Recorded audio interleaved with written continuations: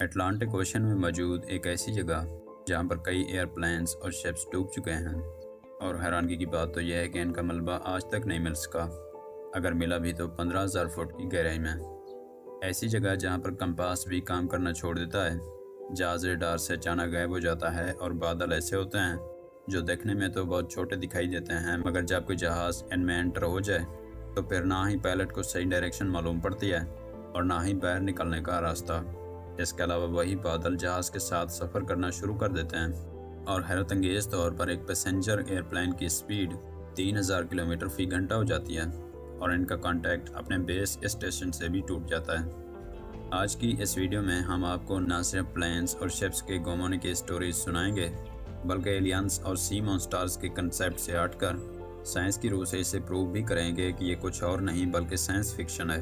جی ہاں، ہم بات کر رہے ہیں برمودا ٹرائنگل کی، جو کہ سمندر کا ایک بہت بڑا حصہ ہے اور یہ اٹلانٹک اوشن میں پایا جاتا ہے۔ یہ ٹرائنگل فلوریڈا سے برمودا آئی لینڈ اور پھر پورٹو ریکو سے ہو کر واپس فلوریڈا پر ہی ختم ہوتا ہے، اور یہ سارا ایریا 8 لاکھ اسکوائر کلومیٹرز ہے، یعنی یہ ٹرائنگل پاکستان اور ایسٹ چائنا سے بھی بڑا ہے۔ یہ ٹرائنگل پوری دنیا میں اپنے میسٹرس فینومیننز کی وجہ سے بدنام مشہور ہے، اور اسی وجہ سے کئی لوگ اسے ڈیولز ٹرائنگل بھی کہتے ہیں۔ سال 1967 میں ایک امریکی بزنس مین جس کا نام براک تھا، وہ اپنی لگژری یارڈ میں میامی بیچ کی سیر کے لیے نکلا۔ ابھی براک نے 2 سے 3 کلومیٹر سفر طے کیا تھا کہ اتنے میں بیچ گارڈز کو براک کی کال موصول ہوئی۔ براک نے بتایا کہ اس کی یارڈ کی کسی ٹھوس چیز سے ٹکر ہوئی ہے اور اب اس کا بچنا مشکل لگ رہا ہے۔ جب گارڈز وہاں پہنچے تو ان کو نہ ہی وہ لگژری یارڈ ملی اور نہ ہی براک کا کوئی نام و نشان موجود تھا۔ ایک کارگو شپ 3 ایئر کرافٹس اپنے تمام پیسنجرز اور کرو کے ساتھ صرف 5 سالوں یعنی 1947 سے 1950 کے درمیان ہی غائب ہو گئے۔ لیکن اتنی خطرناک جگہ جہاں سے بڑے بڑوں کے پسینے چھوٹ جاتے ہیں، اس جگہ سے ایک پائلٹ صحیح سلامت زندہ واپس لوٹ آیا۔ اس سروائیول پرسن کا نام بروس گرمن ہے۔ بروس کا کہنا ہے کہ اس نے اس جگہ پر ایک ایب نارمل ایکٹیویٹی جو کہ ہر کسی کے ساتھ ہوتی ہے اسے نہ صرف ایکسپیرینس کیا بلکہ اس سے بچ کر نکلنے میں بھی کامیاب ہو گیا۔ یہ بات ہے 4 دسمبر 1970 کی، جب بہاماس کے آئی لینڈ ایلوپیٹرا سے ایک بروس گرمن نامی پائلٹ نے اپنے بیچ کرافٹ بونانزا کے ذریعے اڑان بھری۔ بروس کے اس چھوٹے جہاز میں 2 آدمی سوار تھے جن کی منزل فلوریڈا کا شہر میامی تھا۔ یہ ایک معمول کی پرواز تھی کیونکہ بروس اس طرح کا لمبا سفر پہلے کئی بار طے کر چکا تھا، لیکن برمودا ٹرائنگل کے ایریا سے اس کا گزر آج پہلی بار ہونے جا رہا تھا۔ بروس کا جہاز جیسے ہی برمودا ٹرائنگل کے ایریا میں داخل ہوا تو بروس کو اپنے جہاز کے سامنے ایک چھوٹا بادل دکھائی دیا، اور اس وقت بروس کے جہاز کی اونچائی 300 میٹرز تھی۔ پھر چونکہ یہ ایک چھوٹا بادل ہی تھا، اس لیے بروس نے اپنے جہاز کو اس کے اندر گھسا دیا، مگر اسے کیا معلوم تھا کہ یہی چھوٹا بادل کتنی پریشانی کا باعث بنے گا۔ جی ہاں، ایک چھوٹے بادل میں گھسے ہوئے بروس کے جہاز کو 10 منٹ گزر گئے تھے، مگر وہ بادل ختم ہونے کا نام ہی نہیں لے رہا تھا۔ اس چیز سے بچنے کے لیے بروس نے جہاز کو مزید اونچائی پر لے جانے کا فیصلہ کیا۔ یہ جہاز جو کہ اس چھوٹے بادل کے اندر گھستے ہوئے 300 میٹرز کی اونچائی پر موجود تھا، وہ الٹیٹیوڈ گین کرتے کرتے 1050 میٹرز کی اونچائی پر پہنچ چکا تھا، مگر حیرت انگیز طور پر وہ بادل ابھی بھی ختم نہیں ہوا تھا۔ لیکن بعد میں جب کچھ ہی منٹوں بعد یہ بادل ختم ہوا تو بروس نے سوچا کہ اگر بادلوں سے بچنا ہے تو جہاز کو مزید اونچائی پر لے جانا ہوگا۔ اس لیے بروس نے جہاز کو مزید اونچا کرنا شروع کر دیا، مگر اس بار وہ ہوا جس کا اندازہ شاید بروس کو بھی نہیں تھا۔ جی ہاں، جہاز اڑتے اڑتے لگ بھگ 3500 میٹرز کی اونچائی پر جا چکا تھا کہ اتنے میں بروس کو اپنے سامنے ایک بہت بڑا بادل دکھائی دیا، جو کہ اتنا بڑا تھا کہ اس کے اندر سے گزرنے کے علاوہ بروس کو دوسرا کوئی راستہ ہی نظر نہ آیا۔ اس لیے بروس نے اپنے جہاز کو اس بڑے بادل میں انٹر کر دیا۔ اس بادل میں گھستے ہی ہر طرف تو جیسے رات ہی ہو گئی ہو، کیونکہ سورج کی بہت کم روشنی اس بادل سے گزر کر آ رہی تھی۔ تھوڑا آگے سفر کرنے پر بروس کو مزید روشنی کی ایسی ریز دکھائی دینے لگی جو کہ نہ تو دکھنے میں لائٹنگ معلوم پڑتی تھی اور نہ ہی ٹارچ لائٹ۔ اس کے علاوہ اس کی لمبائی اتنی زیادہ تھی کہ یہ پورے بادل کے اندر نظر آتی تھی۔ آدھے گھنٹے تک بروس اس بادل میں پھنسا رہا، مگر بعد میں اسے کچھ ایسا محسوس ہوا کہ اس کے رونگٹے کھڑے ہو گئے۔ بروس نے محسوس کیا کہ جس بادل کے اندر وہ اس وقت موجود ہے وہ کوئی دوسرا بادل نہیں بلکہ یہ وہی بادل ہے جس کا سامنا اسے 300 میٹرز کی اونچائی پر کرنا پڑا تھا۔ اس کی شکل ایک رنگ کی طرح تھی اور یہ ڈونر شپ کلاؤڈز کی ایک قسم نظر آتی تھی۔ کافی دیر تک بروس کو اس بادل سے نکلنے کا کوئی راستہ ہی نظر نہ آیا، مگر پھر بعد میں اچانک اسے بادل کے آخر میں ایک چھوٹی روشنی دکھائی دی، لہٰذا بروس نے اس روشنی کا رخ کیا۔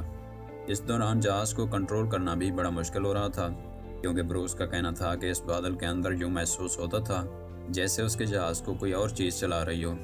بروس کے اندازے کے مطابق اس بادل کے اندر کی وڈتھ 1.5 کلومیٹرز یعنی 1 میل اور لینگتھ 16 کلومیٹرز یعنی 10 میل محسوس ہوتی تھی۔ اس روشنی کا پیچھا کرتے کرتے بروس کو بادل کے اینڈ پر ایک نیلا آسمان دکھائی دینے لگا۔ جیسے جیسے بروس کا جہاز نیلا آسمان کی اور بڑھ رہا تھا، ویسے ویسے اس کے جہاز کے انسٹرومنٹس بھی گھومنا شروع ہو گئے تھے، مگر ابھی بھی ان کنٹرولڈ کنڈیشن میں۔ اس کے علاوہ بروس نے جب پیچھے دیکھا تو اس نے محسوس کیا کہ جیسے جیسے جہاز بادل سے باہر نکل رہا تھا، وہاں پر بادل آپس میں سکڑتے جا رہے تھے، اور جہاں پر جہاز آگے بڑھ رہا تھا وہاں پر تو جیسے بادل راستہ خالی کر رہے تھے کہ اتنے میں پورے 3 منٹ بعد بروس کا جہاز اس بادل سے باہر نکل آیا۔ آپ کو جان کر حیرانگی ہوگی کہ صرف اگلے 3 منٹوں میں ہی بروس کے جہاز نے 150 کلومیٹرز کا سفر طے کر لیا تھا۔ اس نے اپنے بیس اسٹیشن سے کانٹیکٹ کرنے کی کوشش کی، مگر ابھی بھی رابطہ نہ اس کا، اور نہ ہی جہاز ریڈار پر نظر آ رہا تھا۔ جہاز بادل سے تو نکل چکا تھا، مگر ابھی بھی گہری دھند موجود تھی، جہاں سے نکلنے میں بروس کو مزید چند منٹ لگ ہی گئے۔ مگر جیسے ہی دھند ختم ہوئی، بروس نے محسوس کیا کہ وہ کہیں اور نہیں بلکہ میامی کے اوپر ہی موجود ہے، لہٰذا بروس نے اپنے پلین کو لینڈ کروایا اور سکون کا سانس لیا۔ مگر اس بار بروس کو ایسا جھٹکا لگنے والا تھا جس نے بروس کی آنکھیں کھول دینی تھیں۔ جی ہاں، بروس نے جب جہاز کا فیول چیک کیا تو وہ صرف اتنا خرچ ہوا تھا جیسے بروس نے صرف 500 میٹرز کا سفر طے کیا ہو۔ اس کے علاوہ جب اس نے ٹائم دیکھا تو جس سفر پر عموماً 1.5 گھنٹہ لگ جاتا ہے، اس پر صرف 47 منٹس ہی لگے تھے۔ بروس کے اس واقعے نے سائنسدانوں کو مزید پریشانی میں ڈال دیا کہ آخر یہ ہو کیا رہا ہے۔ پھر چونکہ اس ایریا میں نہ تو کوئی شپ جا کر جانچ کر سکتی تھی اور نہ ہی کوئی ایئرپلین، اس لیے سائنسدانوں نے ایک انوکھے طریقے سے اس ٹرائنگل کا پول کھولا جو کہ واقعی میں قابل تعریف ہے۔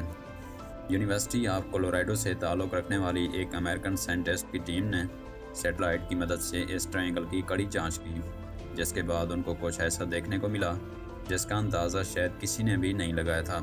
سیٹلائٹ کے ذریعے انہوں نے نوٹس کیا کہ اس برمودا ٹرائنگل کے ایریا میں کچھ ایسے بادل بن رہے ہیں جو کہ بالکل بھی نارمل نہیں ہیں۔ ان کی شیپ ہیگزاگونل اور لمبائی 32 سے 89 کلومیٹرز ہو سکتی ہے۔ ان کلاؤڈز کے اندر بہت ہی تیز ہوا چلتی ہے، جس کی رفتار 250 سے 300 کلومیٹر فی گھنٹہ ہوتی ہے۔ اسی وجہ سے سائنسدانوں نے ان کلاؤڈز کو ایئر بوم کلاؤڈز کا نام دیا، اور شاید یہی وجہ تھی جس وجہ سے بروس کا جہاز 1.5 گھنٹے کی بجائے صرف 47 منٹ میں ہی میامی پہنچ چکا تھا۔ لیکن اب سوال یہ تھا کہ آخر اتنے خطرناک کلاؤڈز بنتے کیسے ہیں؟ جب ریسرچ کی گئی تو معلوم پڑا کہ برمودا کے سارے ایریا کے نیچے کثیر مقدار میں فلیم فلائی یعنی جوالا مکھی پائی جاتی ہے۔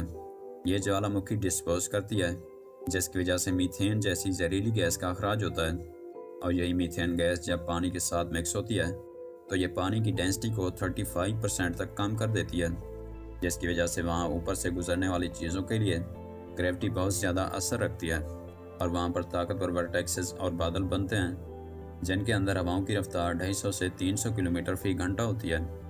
پھر چونکہ پلینس کو سمندر کی سطح کی نارمل ڈینسٹی کے حساب سے ڈیزائن کیا جاتا ہے، تو جس جہاز کے اندر اس کم ڈینسٹی کو برداشت کرنے کی صلاحیت موجود نہیں ہوتی، وہ اس ورٹیکس کے جھانسے میں آ کر سمندر کے اندر ڈوب جاتا ہے۔ اور پھر چونکہ فلیم فلائی سمندر کے باٹم میں موجود ہے، اس لیے گرنے والے پلینس بھی ہزاروں کلومیٹرز نیچے چلے جاتے ہیں۔ تو یہی وجہ ہے کہ آج تک ڈوبنے والے پلینس اور شپس کا ملبہ دیکھنے کو ہی نہیں ملا۔ اس برمودا کے ایریا میں مزید ایک ایسی خطرناک چیز پائی جاتی ہے جو کہ شپس کو ڈبانے کا سبب بنتی ہے۔ اس ٹرائنگل کے ایریا میں کہیں کہیں سی ماؤنٹ پائے جاتے ہیں۔ سی ماؤنٹ ایک ایسی چھوٹی پہاڑی ہوتی ہے جو کہ انڈر واٹر والکینو ری ایکشنز کی وجہ سے بنتی ہے۔ یہ پانی کی سطح سے باہر تو نہیں نکل سکتی، مگر ایک بہت بڑی شپ کو ڈبانے کا سبب ضرور بنتی ہیں۔ انہی سی ماؤنٹ کی وجہ سے جب پانی کی سطح پر ڈینسٹی کم ہوتی ہے تو ہوا کی رفتار بڑھتی ہے، اور جب یہ ہوا ان کے اوپر والے پانی سے ٹکراتی ہے تو وہاں پر ڈینسٹی کم ہونے کی وجہ سے ورٹیکس بنتا ہے، اور پھر یہی ورٹیکسز پلینس اور شپس کو ڈبانے کا سبب بنتے ہیں۔ مگر خوش قسمتی سے جب کوئی شپ چلتی ہوئی ان ورٹیکسز سے گزر بھی جائے تو سی ماؤنٹ سے ٹکرانے کے بعد وہ اپنا کنٹرول کھو دیتی ہے، جس کی وجہ سے وہ پانی کے اندر ڈوب جاتی ہے۔ تو یہی وجہ تھی کہ براق کی شپ کی ٹکر کسی ٹھوس چیز سے ہوئی تھی، کیونکہ براق کی شپ میں کوئی سونار سسٹم ہی موجود نہیں تھا۔ پرانے زمانے میں برمودا ٹرائنگل کئی چیزوں کو اپنے اندر ڈبانے کا سبب بنا، مگر صرف اسی وقت تک ہی جب تک ریڈار اور سونار سسٹم موجود نہیں تھے۔ مگر آج جب ریڈار اور سونار جیسی ٹیکنالوجیز آ چکی ہیں تو ان ورٹیکسز اور سی ماؤنٹ جیسے خطرے کے بارے میں آسانی سے جانچ ہو جاتی ہے، اور آج وہی برمودا ٹرائنگل ہے جیسے سینکڑوں ایئر پلینز اور شپس بنا کسی خوف و خطرے کے گزر جاتے ہیں۔ امید ہے مسنگ فیکٹس والوں کی یہ کوشش آپ لوگ بھرپور لائک اور شیئر کریں گے، اور ایک پیارا سا کمنٹ کر کے یہ بھی ضرور بتائیں گے کہ کیا یہ واقعی سائنس فکشن ہے یا پھر ایلینز اور سی مانسٹرز کی وجہ سے ممکن ہوتا ہے۔ تو ملتے ہیں آپ سے اسی طرح کے ایک اور شاندار ویڈیو میں۔